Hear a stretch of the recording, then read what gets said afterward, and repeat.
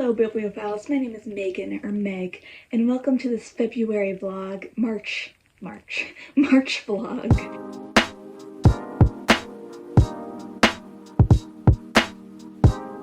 This video has been on a journey. Initially I was like, I'm gonna film the entirety of March and it'll be one vlog. Didn't realize that I would be filming so much that it would be way too long to post this one vlog.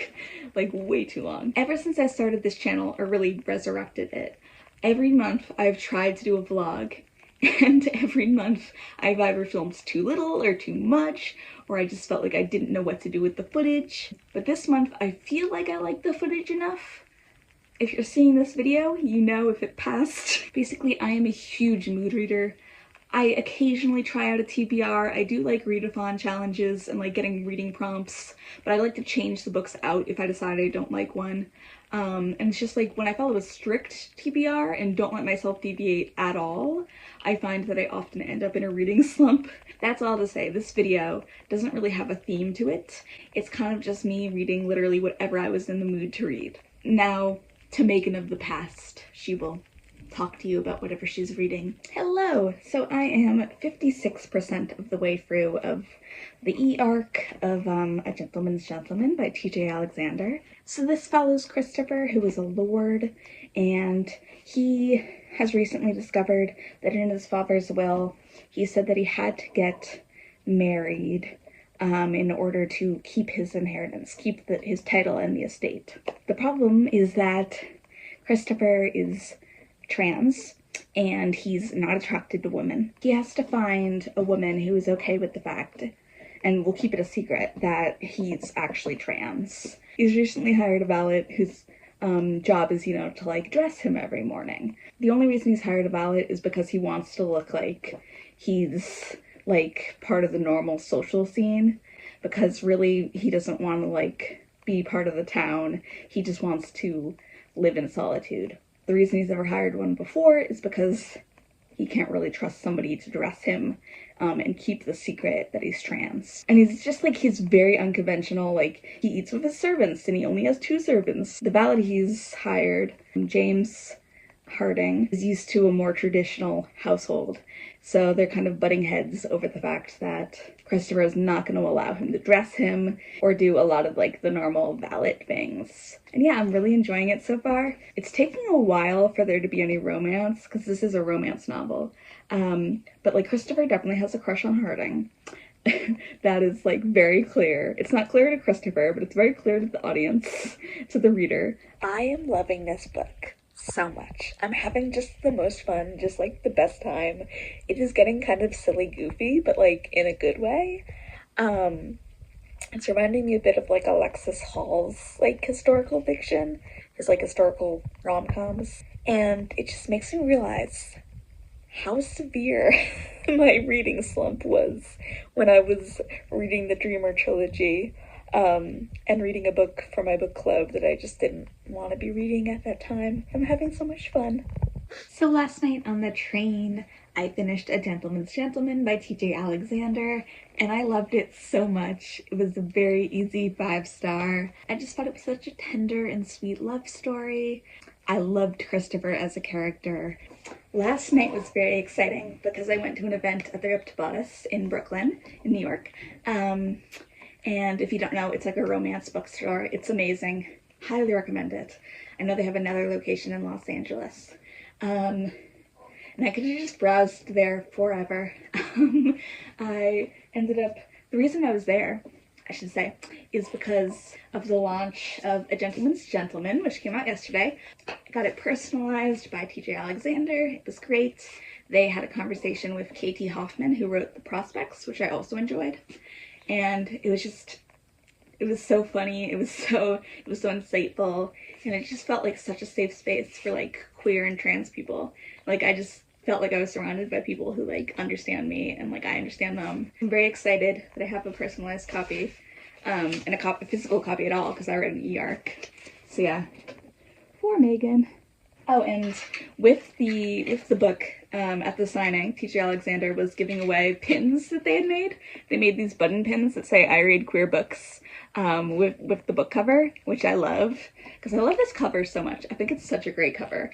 I don't usually like real people on covers, but there's something about this one that really works. I think because it's just his chin, just his mouth. And they also gave me a bookmark, TJ Alexander, with the book cover on it. Then when I was there, I had to stop myself from getting more than 2 books. I was like, I'm only getting 2 books and then maybe a sticker. That is it. So I got this little sticker sheet. I was originally gonna get like maybe like a couple of just like vinyl stickers on their own, but then I was like, oh, I could get more stickers if I buy a sheet of stickers. So I did that. And they're just like very cute little stickers. I really love the colors. And then the 2 books I ended up picking up, I changed my mind a lot of times. I could have got like 4 books, but you know, I stuck to my goal of only buying 2. The first one is The Secret Lives of Country Gentlemen by K.J. Charles. I've always wanted to read K.J. Charles, just as somebody who loves queer historical fiction, and I thought, okay, today is the day that I'm going to pick one. It was hard because I have a lot of books, but this one just sounded really good. I forget when this is set exactly. I don't know if it's Regency. It's 1810. It's 1810, and it's set in England, and there's this man named Gareth, and he was abandoned by his father, and then when he's much older, his father dies, and it means that Gareth is now Sir Gareth. He has a title. And there's another guy named Joss who runs like a smuggling clan, and they're gonna fall in love. I suspect, being a romance novel. And then this book is so beautiful. Our Infinite Fates by Laura Stephen. Can we talk about the Gilded Edges? I've never had a book of Gilded Edges before. I'm so excited. Plus the cover is like nice and shiny. This has been compared to The Invisible Life of Addie LaRue, which I really enjoyed. And it's also compared to This Is How You Lose Time War, which is one of my favorites. It's basically about these 2 souls, these 2 people who reincarnate throughout the centuries. They're always destined to fall in love and to kill each other. It just sounds really good. I read like a really good review of it on Bookstagram, so it was like on my mind. Oh, I didn't plan to buy it. I was gonna get another like paperback romance, but then I saw this and I was like, I need to buy this one. So yeah, that's my little update. I took like a few photos when I was there, but I'm not comfortable like filming. I was nervous even taking photos. So yeah, there's no like proper vlog of my Ripped Bodice excursion. I started Confounding Oaths. I'm actually farther in than it looks like. I'm like almost halfway through because I'm listening to the audiobook, and this is so good. It's so good. I'm realizing as I edit this video that I didn't really talk about my history with Alexis Hall. I read 3 of his books in this video because I just got in the mood to read him. I've had a very mixed results with his books. The first book I ever read by him was The Lady for a Duke, which I actually gave 4.5 stars. So like very high. I thought it was wonderful. Just like a really beautiful love story with a trans female main character. That never happens. And after that, I read the first book in the Something Something series, which was called Something Fabulous. And I gave it a 4. It was another historical romance, but more of a rom-com than A Lady for a Duke. And I enjoyed it a lot. I loved getting to read like asexual representation, or demisexual to be specific. And along the way, I tried to read some of their contemporary romances and ended up soft DNFing Boyfriend Material and Paris Daiellencourt is About to Crumble. Despite really liking the concept of both of them and enjoying Alexis Hall's historical stuff, I was just like, for whatever reason, I struggled with their contemporary. He has a very specific sense of humor. If you've read his work, you know what I mean. Like, he can be pretty over the top, it's pretty silly, goofy, but I think in a fun way. But yeah, and I think this sense of humor is also quite British, which makes sense as he's British. So I think some of it just wasn't really translating for me, but as you're gonna see in this vlog, I do end up reading some contemporaries by him. I had the feeling though, in my heart, that despite soft DNFing and giving the other two books in the something something series like a 3.5 and a 3, like thinking they were just okay, and I also read Mortal Follies and gave it like a 4, but I just felt it in my heart that Alexis Hall would give me a 5-star. And he finally did. You're gonna find out what it is in this vlog. Alexis Hall just has so many books. I don't know if I'll ever read all of them, because some of them just don't really appeal to me as much as others. I've found that even when I don't enjoy a book by him, or maybe I just don't like it as much as some of their other books, I still think his writing is excellent. Basically, this is the sequel to Mortal Follies, and it follows secondary character from that, John Cesar. It's set in 1815, but it's like a fantastical version of London where like fairies and gods are real. It's actually narrated by a fairy who was like really funny. The narration style in the audiobook is amazing. I highly recommend the audiobooks if you pick up this series. It's 1815 and John is trying to find a suitable match for his sister Mary. John and his siblings are all like half black, half white, and Mary is especially dark-skinned, and it's making it very difficult for her to find a husband. So she makes a wish to a fairy to be beautiful, and the fairy abducts her. And it's basically like, okay, how are we gonna get her back? There's also a subplot where John punched a man who said a very rude thing about his sister, and he like wants to duel John, and John has no idea how to fight. He meets this soldier who agrees to give him like sword fighting lessons, and they're very into each other. It hasn't really gotten like, I would say, romantic yet. They have had sex, but I imagine as the book goes on, it's gonna like, their romance is gonna bloom more. But yeah, I'm just loving the humor in this. I have had like such mixed results with Alexis Hall's writing, but Mortal Follies and this, so funny, so good. I'm actually liking it more than Mortal Follies right now. I feel like it could even be a 5-star, maybe a 4.5, but I'm really enjoying it. I'm doing it via audio, so I think I might pick up a different book to physically read. I have been considering reading 10 Things That Never Happened, also by Alexis Hall, because I need a book that has thing in the title for the Buzzword Readathon Challenge. So I'm 52 pages into 10 Things That Never Happened by Alexis Hall, and I'm realizing I have no idea what this book is about, or at least I didn't before I started it. I just like vaguely remembered something about amnesia and it being a romance. And oh my god, the love interest, when we're first introduced to him, he is made out to be like the worst guy ever. So I was like, I didn't recognize him as the love interest because I hadn't read the description since whenever I put it on my TBR. And I think I just put it on my TBR because it's Alexis Hall, not because of what the book's about. So now I'm a little bit worried because I started off like absolutely hating this guy. I should tell you what it's about. So it's about this guy who works at like a bed and bath superstore, and it's close to the holidays, which I didn't remember either. I'm like, is this a Christmas romance? Are we gonna get Christmas scenes? And his boss, who I think like owns all the stores, calls him and tells him to come to London where he works so he can like give him a talking to. He doesn't like the way that he's running the store. He thinks that he should be firing people. The boss is just like made out to be such a dick. So when it became clear about 50 pages in that he was going to be the love interest, I was like, what? Am I gonna get on board with this? Like, I feel like Alexis Hall is gonna have to work really hard to make me like this guy. And the other part that I forgot, I knew there was like some sort of amnesia thing. It's fake amnesia.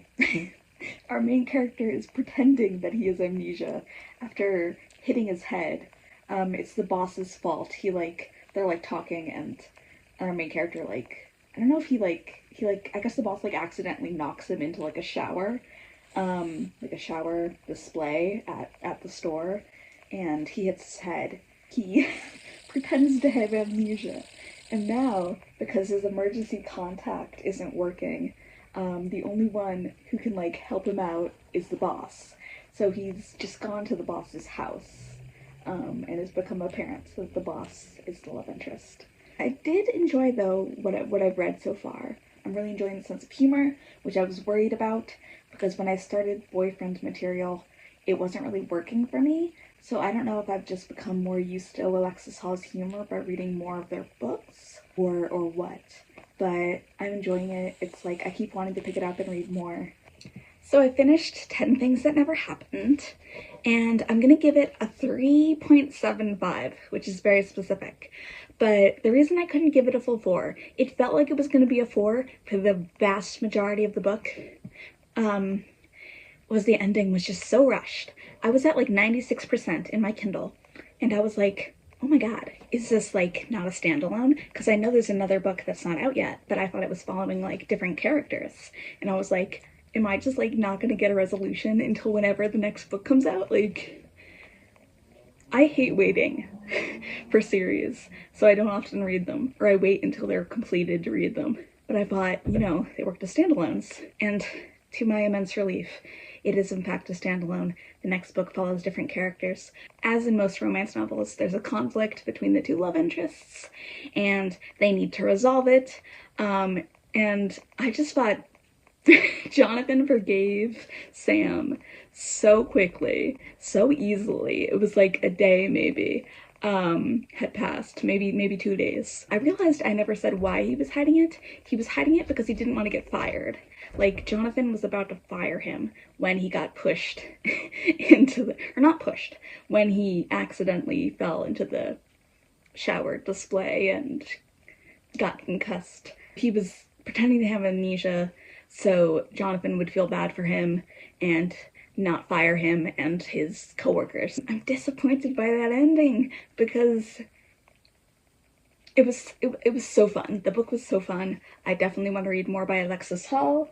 I actually went to my library after work immediately and picked up this one, Paris, I don't know if it's Daiellencourt is about to crumble, because I'm on an Alexis Hall binge, apparently. This is my new thing, is reading all their romance novels. This one is about Paris, who has like very severe anxiety, and he decides to go on this baking show that's like very obviously based on Great British Bake Off, which is a show that I love. And he like just met another contestant who I know is his love interest. And that's about all I know. I pulled out the rainbow bookmark for the rainbow book. I don't know if anyone else does this, but I have enough bookmarks that I can like try to match the color of my book. It's like so nerdy. I realized there's like more that I want to say about 10 Things That Never Happened. I want to say that I thought the characters were amazing. Like, the characters were so strong, the characterization was so well done. I did think that Jonathan was a dick the whole time. I never stopped thinking he was a dick, but the book acknowledges that and kind of owns it. Like, yeah, he's a dick. And they say at one point that Sam's also a dick, which, like, I don't know if I believe. He did like fake having amnesia, but I don't know. He's just like not on Jonathan's level, I don't think. But like I liked Jonathan enough, to be clear, to finish the book and give it 3.75 stars. But also another thing that kept it from being a 4-star was the fact that Sam's like backstory is really squeezed into like the last, I don't know, 70 pages or something. Again, when I was at like 96% of the book, we started learning things about Sam's family, and I was like, why wasn't this introduced earlier? I've read more of Paris. I am 76 pages in, so still haven't hit the 100-page mark, but I have more to say about it too. So Paris is literally so anxious and questions literally like everything he ever does that is kind of annoying. I won't lie to you. I mean, like, I have severe anxiety, but it's definitely not on this level. But that being said, it's not like so bad I can't read it. It just is kind of like, okay, we get it. We get it. Tariq, his love interest, and him like, where I am, they just started their date. They were at their first ever date, and it's like so early in the book. I'm like, how is this love story going to unfold? I hope there isn't like tons of miscommunication and like a third act breakup, because I've read those enough times, but we'll see. I am a little confused of how Paris is in this baking competition, because like obviously his roommate signed him up for it, we know that. and he probably would have never signed himself up. But there's so many more steps after signing up that I'm like kind of shocked that he has managed to get on the baking show with the amount of anxiety that he has. Okay, so I finished Paris Daiellencourt is About to Crumble by Alexis Hall, and I'm gonna give it a 3.5. I'm so happy that this book acknowledges the fact that Paris is mentally ill and doesn't just treat him as like quirky or whatever for his like severe anxiety. I thought, why did I give this a 3.5 and not a higher rating? I just found it kind of exhausting to follow Paris. Obviously, I don't want to call people with anxiety disorders exhausting. That's not my intention at all. I have severe anxiety. I don't know. There's just something about reading somebody with severe anxiety, and especially Paris's like flavor of it, that was just exhausting. Yeah, it was exhausting following Paris. And just like his constant anxiety, his constant self-hatred. I don't want to speak negatively about people who have severe anxiety, I do, or who have like self-esteem issues, I do. It's just, I feel like maybe there's a different way to go about writing it. Maybe, I don't know. I don't really know. I just know that it affected my enjoyment of the book. And I thought this book was a little, it sounds silly, this book was quite over the top. And Alexis Hall's, like, his thing is like being over the top. A lot of his books are like silly goofy, but they do it in such like a fun way. This at times felt to me too over the top. Not just like Paris's anxiety, but just some of the other characters, especially, I think her name is Jennifer, the like woman who like runs the baking show. She just like was so vulgar for like no reason. And I'm not like a prude. She's just like so rude and so vulgar and crass. And I just like, the fact that there's another book in the series and it's like sapphic, but she's the love interest, has me like, I don't think I want to read that book because I hated her. Like, she is such an asshole. But I do love the idea of another book set in this world, like set in this reality baking show based on the Great British Bake Off. Love that concept. Love the fact that it's sapphic, but with her as the love interest, don't know if I'm gonna read it, to be honest. I'm sure he does like something to humanize her, but God. Something else I liked is that Alexis Hall makes it very clear that Paris is kind of like, I guess you would say like self-sabotaging himself. Like, he assumes everything's gonna go wrong and is so convinced of it that things do go wrong. And he assumes he's just lucky when he does well in the baking competition, but that's actually like not fair to everyone else who worked really hard. I liked how flawed Paris was. It's not like everything he does is just like thrown under the rug, like, oh, he has anxiety disorder, so it's fine. He can get away with acting that way. And it's like, no, some of the things he does and the things he says are like very upsetting to Tariq. It's acknowledged. And I think that's really good. I think that's a really good thing. Still want to read more Alexis Hall. I actually also finished Confounding Oaths.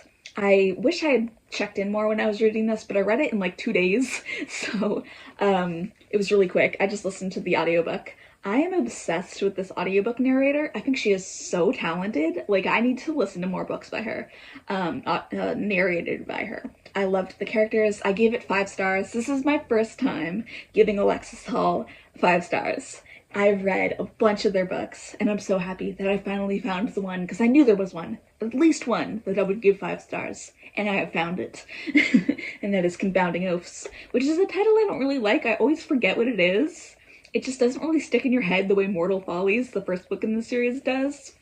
I would love to see another book in the series, but I'm pretty sure Alexis Hall has said that it's just the 2 books.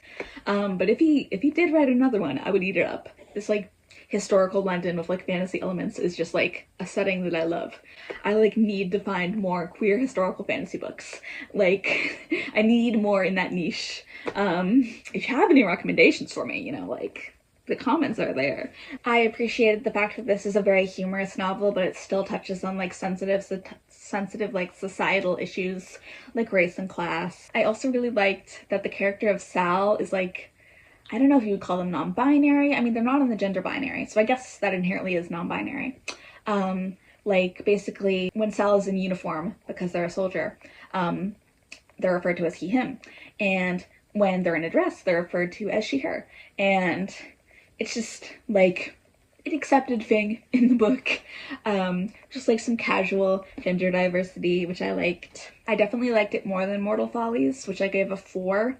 While I enjoyed Mortal Follies, I didn't think the characters were that strong, especially our main character and her love interest. But these characters felt like really rich and layered. And this book and Mortal Follies are like, they're both so underrated.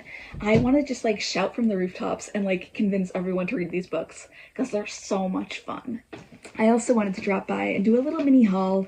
I know you already saw me do a haul from the Ripped Bodice. One of these books I bought a while before the Ripped Bodice, and the other book was a pre-order, so I haven't bought any books since I went to the Ripped Bodice. Don't worry, I'm not I don't know why you'd be worried. I'm not spending too much money on books. Okay, it's all good.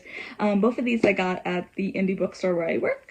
So first I got The Stars Too Fondly by Emily Hampton. This is a sci-fi rom-com. I've been wanting to kind of dip my toes more into like genre fiction, so like fantasy and sci-fi, but I've kind of been doing it with like cozier versions or like lighter versions. All I really know about this is that it's a sapphic rom-com set in space and that Cleo and her friends accidentally steal a spaceship. I don't know, I read a really good review of it, and when I was like doing inventory in the bookstore, I saw that we had it, and I was like, okay, I'm gonna get it. And then the book that I pre-ordered is Homegrown Magic by Jamie Pacton and Rebecca Podos. Podos? I'm like, you're gonna learn as you watch more videos, if you do, that I'm not great with pronouncing last names, or even first names. But yes, I read an e-arc of this last year, loved it so much. So I was like, yes, I need a physical version. It is a queer fantasy, cozy fantasy romance, set in like a magical world. We have a plant witch named Margot who needs to perfect this potion in order to keep her family home, and her love interest, whose name is escaping me. Let's see, what is it? Yael, or Yael. See, me and names. It's Yael. They are running away after their school graduation because they don't want to follow in their family business. And they were childhood friends, and they're gonna kind of reconnect. And since it's a romance, they obviously fall in love. Not a spoiler. Anyway, I just thought this was so well written, so fun.